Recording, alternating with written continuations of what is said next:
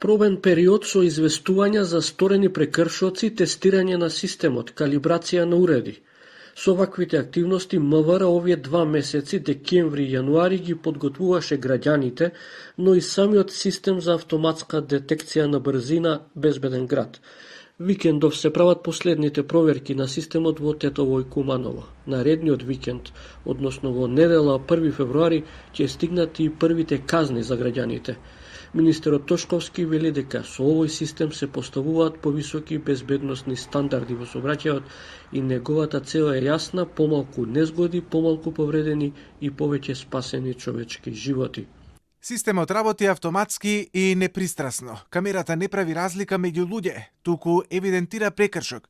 Законот важи еднакво за сите, а безбедноста на граѓаните е наш врвен приоритет. Универзитетскиот професор и сообраќајен експерт Никола Крстановски вели дека со децении владее масовно непочитување на сообраќајните прописи и затоа општеството плаќа тежок данок во форма на бесмислено губење на животи, доживотни инвалидитети и материјални штети, се поради несовесно однесување во сообраќајот.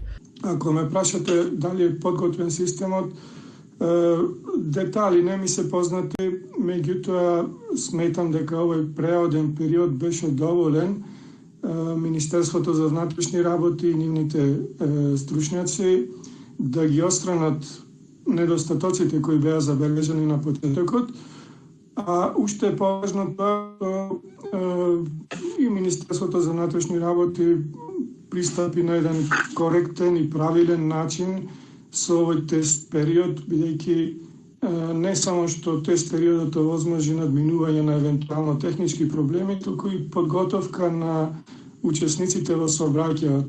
За системот имаше голем број критики од етички, економски па и од национален аспект. Во првата фаза камерите ќе бидат ставени во функција на локации со зголемен ризик, а во текот на годината постепено ќе се проширува на територијата на целата држава.